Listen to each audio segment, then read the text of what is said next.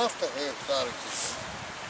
So in other words, you've got to be behind the line at the starting signal or after the starting signal.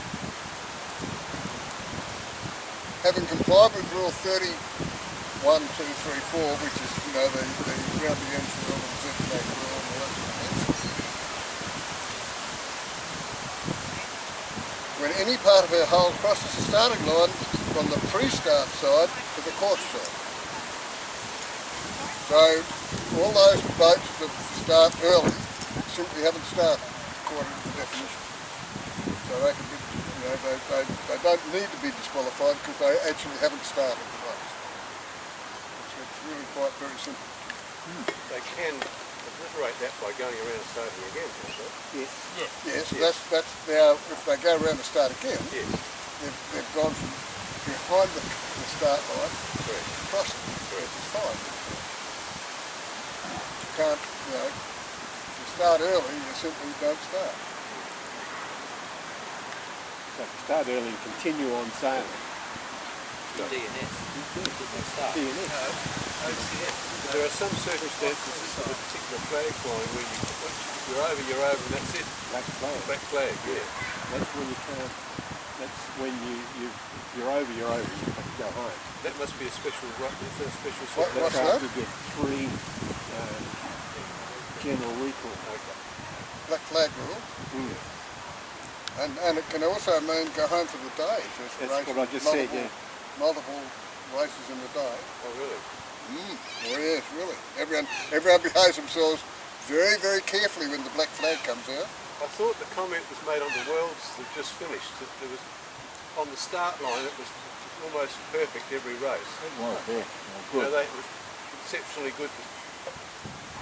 Yeah, they look. You know, I mean, Now we're world space too. What a lengthy start. the boat that wins the start is the boat that can hold its position for longest. If you get in there, if you're game enough, you get in 2 boat lengths behind the buoy, on the windward mark, and you sit there. And when you hold that, you get bang on start. If you want to start it, bang in for start. It was so long, that line. It really was. Yeah, 20 boats. Yeah. It's 20 boats. So yeah, the point about starting is the boat that can hold its position for the longest will win the start. That's why the good guys are very, very good at it. Well, how the hell do they do it? Because in these conditions, there's no way I can stop it. Well, they don't do it in these conditions. They start, you know, half a dozen boat lengths further back. But they're very good at judging how many boat lengths they need to be further back so that, you know, when they actually get there, they're on the line. I mean, if you go back as far as the Worlds in 2011 in England, there were some starts there where the whole fleet on the line, and there was, you know, 20 of them all on the line, back. Quite impressive. Very good start. Yeah, I don't know what we're missing out. Scores might be having a little bit of difficulty. All clear at the start is when everybody has started legally and properly. If there's a boat that's been recalled, then it's not all clear. If there's general recall, well then it's a restart anyway. So all clear is given when everybody has started legally. Till that time, it's not all clear. Very simple. This one here, the question I think is, can you muster a guy above the windward mark? And as long as you don't go beyond head to breeze, yes you can. There's no requirement, unless he's asked for breeze, there's no requirement for you to sail across the course after you go around the top mark. The only time that applies is you go around the top mark and you have to drive. And you must commence your drive as soon as possible, basically. But if you muff somebody up past the windward mark, by all means, you can muff them past the finishing mark as well. The only difference with that is you've got to go with them yourself. So you can do that if you finish at the finish point, you can do that at the finish as well, but you've got to go through with it.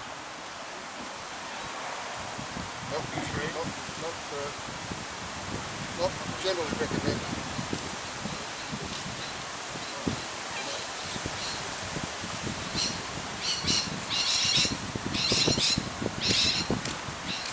Yeah, 77 said it right.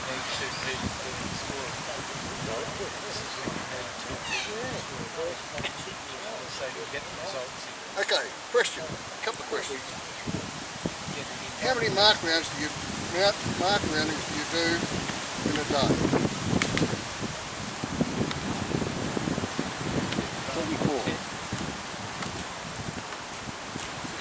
7, 8 maybe, depending on the course. A day.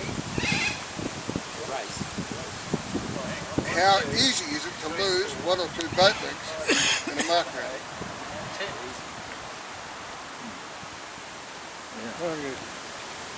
Extremely. Okay.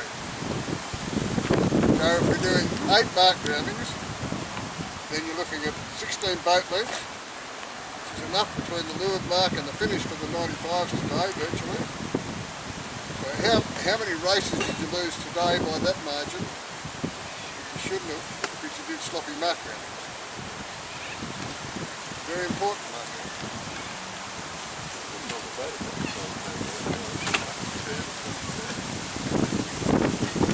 So, if we're going to throw away 16 boat legs at mark roundings, I suggest it might be a very good time to practice. My next question for you is, if you're running down breeze and you're going to run up behind somebody, you don't want to do that, what do you do? Slow the boat down. Pull the sails in. Why in the world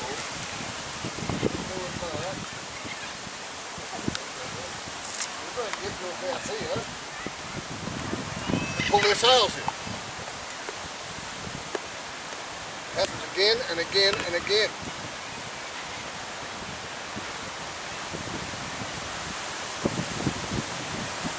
And it drives people like me absolutely batty to watch it.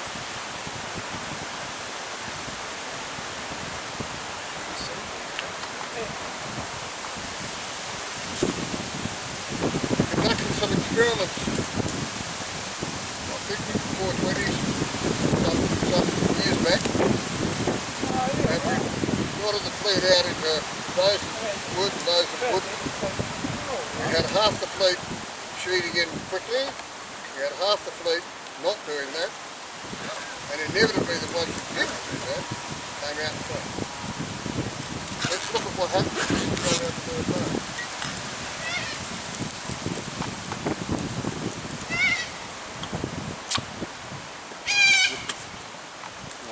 Questions off the board. Sorry, Dave. Rubbish. Your questions off the board. He doesn't know how to answer them. He did know he answered it. Oh, did he? One of them. We're coming.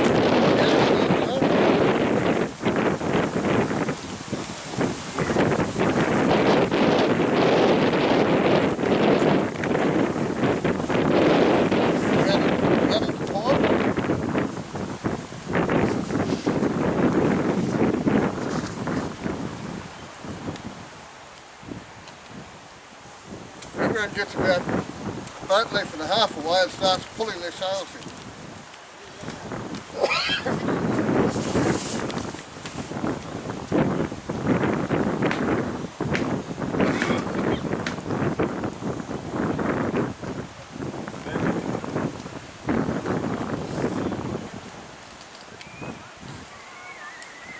That stalls. That stalls. They then slam the helm down and go around the main.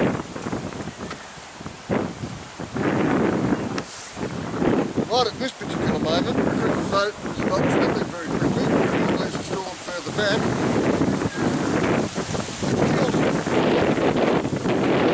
And the boat then goes sideways and ends up down here somewhere.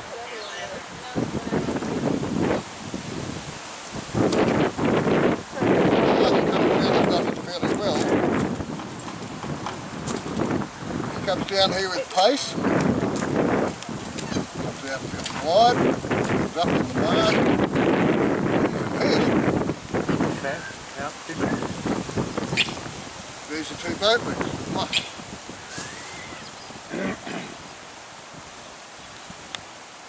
So there's two mark roundings.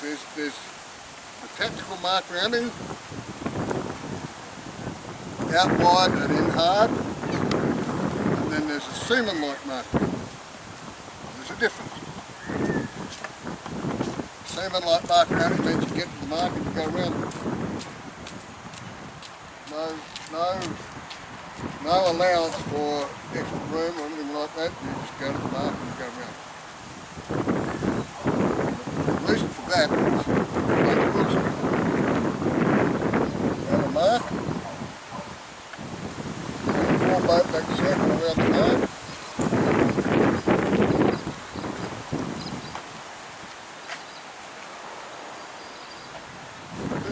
Let's look at the easy one to begin with. Let's look at the windward mark. The rule is fairly specific here. Boats coming in here on starboard, maybe 2 or 3 of them.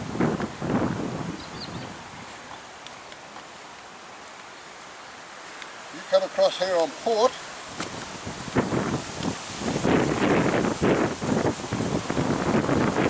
you may tack here. You may not force any of these boats up close up.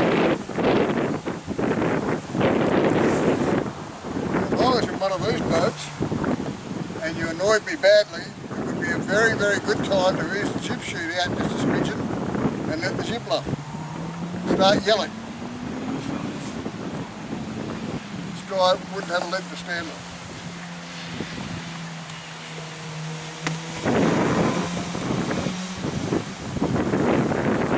This whole area here you've got to consider as a no-go zone. Too dangerous. Only very rarely will it actually pay off to go in there. And I managed to jag a couple last week or the week before, but that doesn't happen very often. The trick here is to try to remove the problems. If you've watched the World Championship videos, we're trying to remove the problem with the windward mark of port tack boats coming in and forcing starboard tackers to actually do something about it. So to prevent that, they've said, come in here, tack,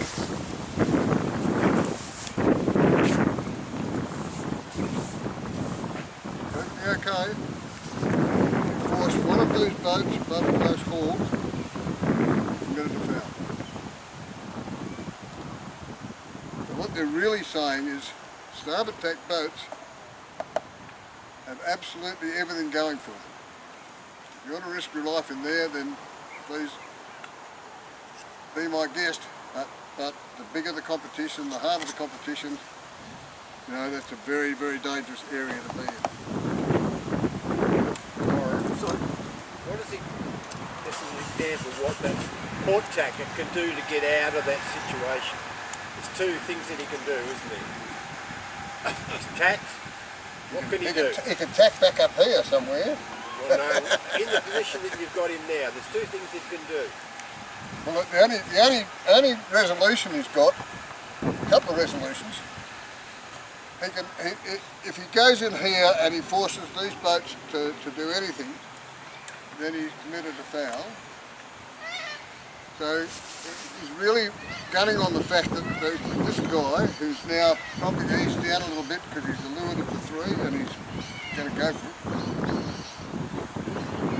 The gap between there and there is getting narrower by the moment. So about the only thing he can do is slow down. What about pulling away, doing the circle and coming around? Yeah, I mean he can obviously go behind the ball. Whenever the guys used to go east, I used to say to them, the golden rule is, first beat, first mark, over standard. Always. Golden rule. Big competitions, you do that. What happens is this guy comes in and creates chaos, and upsets this bloke who luffs up, this bloke luffs up, and this bloke luffs up. And if you're lucky, there's not contact. If you're unlucky, there's contact. Meanwhile, the guy that's overstood comes in and goes, oh, thank you, folks. Bye. So, today we had a couple of classic examples on the start line of people running down the start.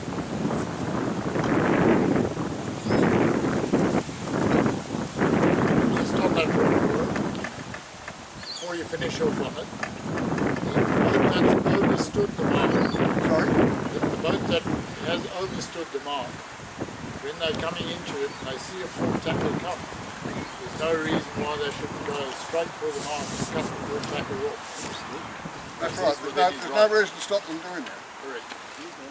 So the port tacker, because you see somebody has left a gap, you can't take the chance of going for that gap because he can...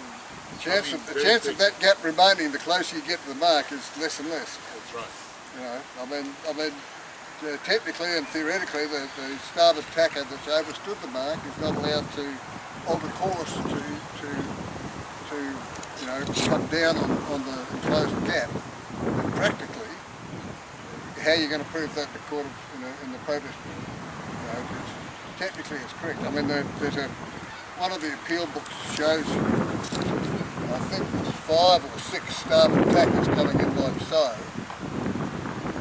And a port tacker comes in and, and forces this bloke jib to collapse.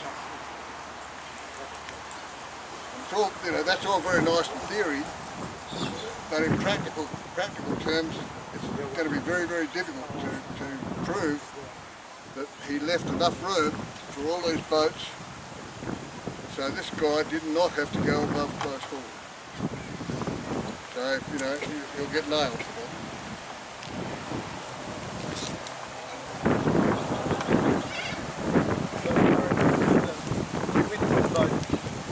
Down on the other boats below.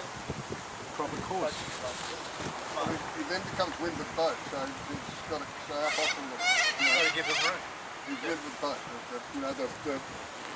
The windward one of this group, well, I mean, the group that's coming in like so, he's windward of that one's windward of that one, so they've got to keep clear by keeping up. Today we had a start from the 95.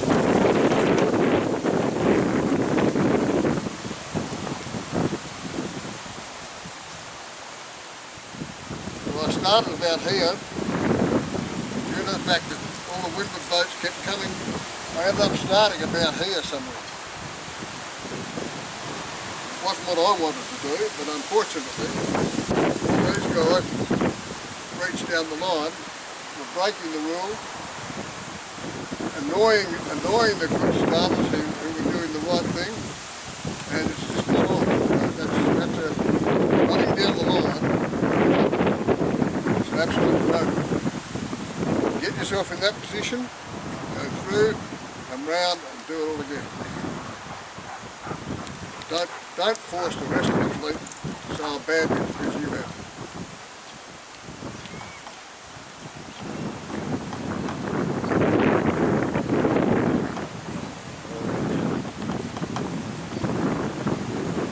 About going around the park.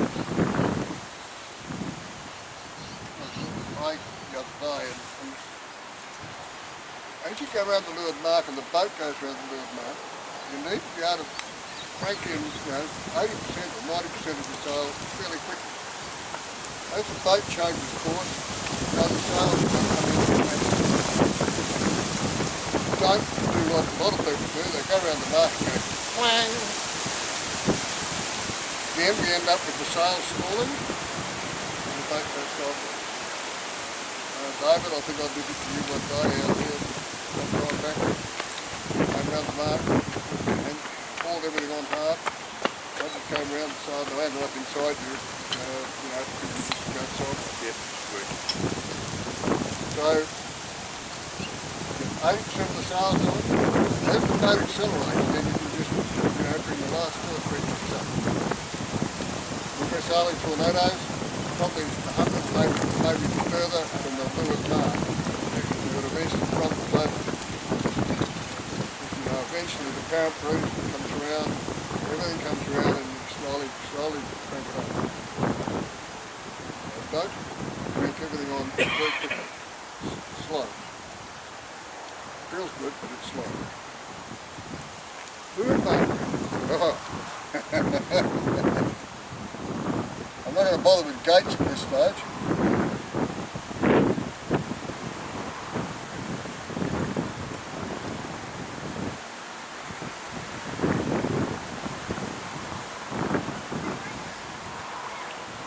Two boats coming in here.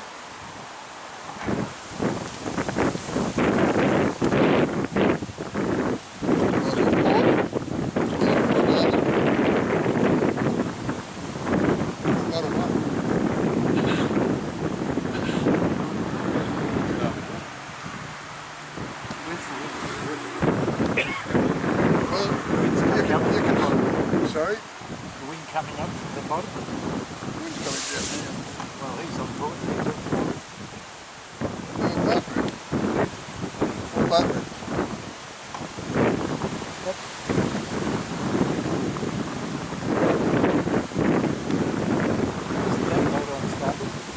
He's had an overlap probably for 5 kilometres, I don't know. How long they've been running that race, he's had an overlap.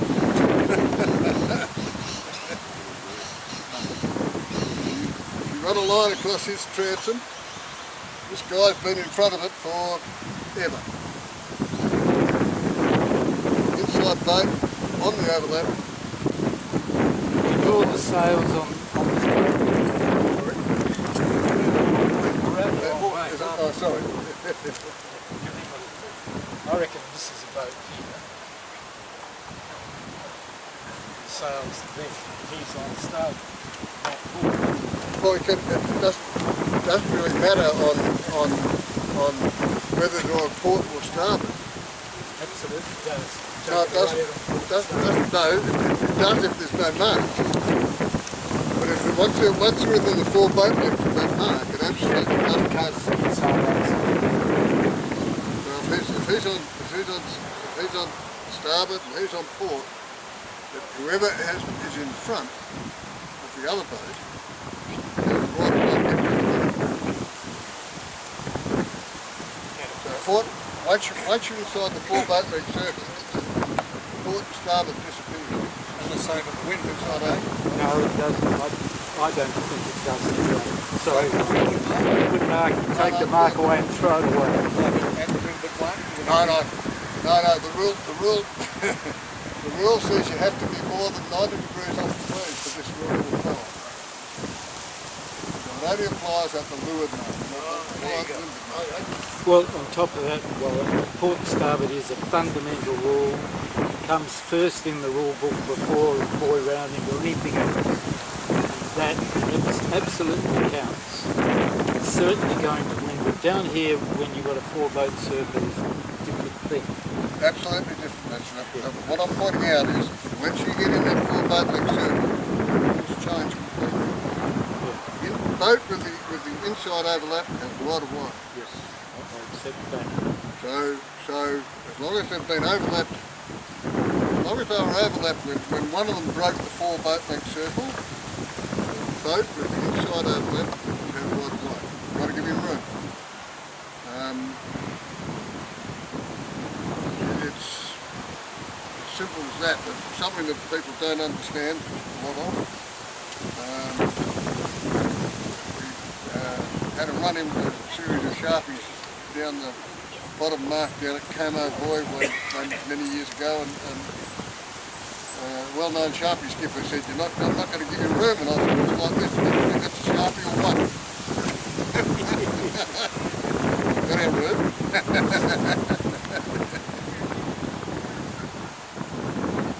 So, once you get in the 4 boat length circle, you've got to give him room. But the other thing that applies here,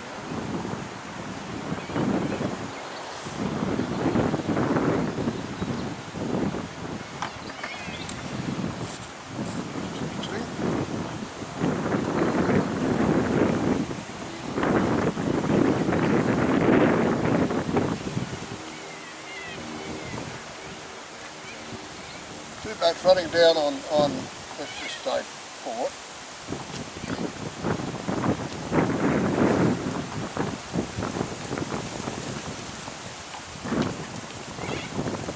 4 boat legs circles about like so. Until they break 4 boat leg circle. The leeward boat does not have to change course to give the windward boat room to come down the mark.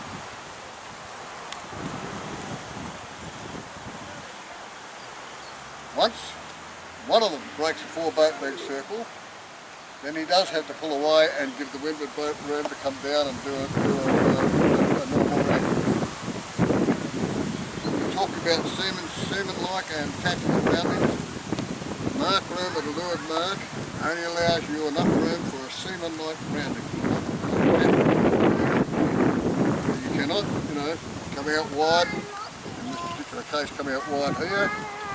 You've got to just come round and do your rounding. The other thing is, once you've been given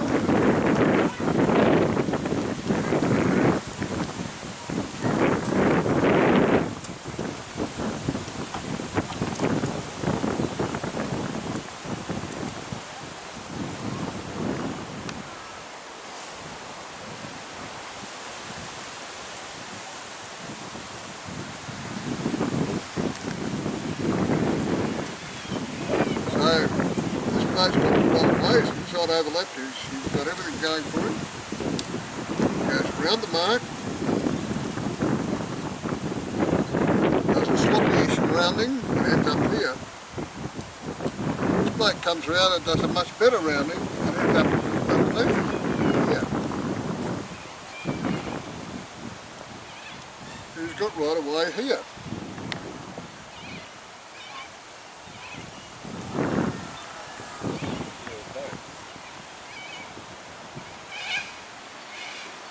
Strangely enough, the windward boat has right of way. Oh, sorry, the leeward boat has right of way, the windward boat's got to keep clear. Only gets mark room to go round the mark. Once the inside boat has gone round the mark, all the normal rules apply. What was the outside boat comes around and does a much better rounding and a much better sheeting on job. End up underneath the inside boat, and the inside boat has to, keep clear. That's it. Doesn't keep clear, then he's in big trouble. Righto. Question about mark roundings.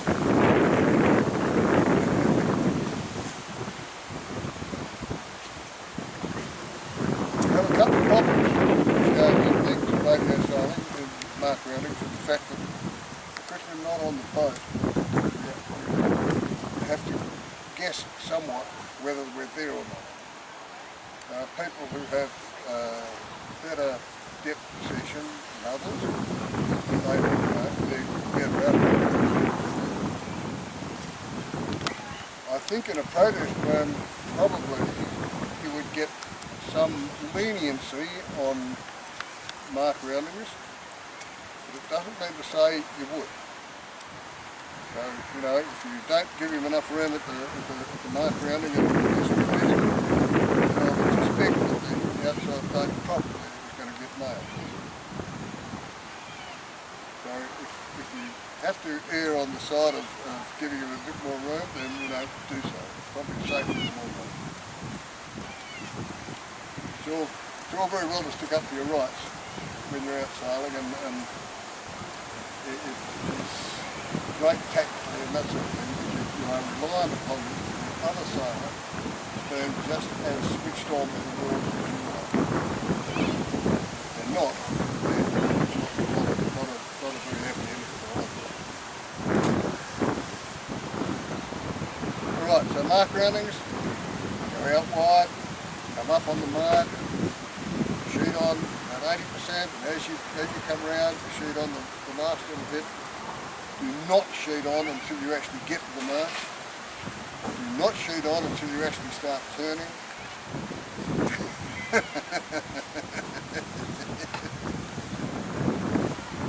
remember that as you sheet on, you're going to help the turning movement of the boat anyway. You know, the leeches will start having an effect on the boat. So, you know, if you sheet on too early, then you've got to use negative help to keep the boat running in the direction you want it to run. And that's all bad. Okay, any questions? No? All right. That's it, folks.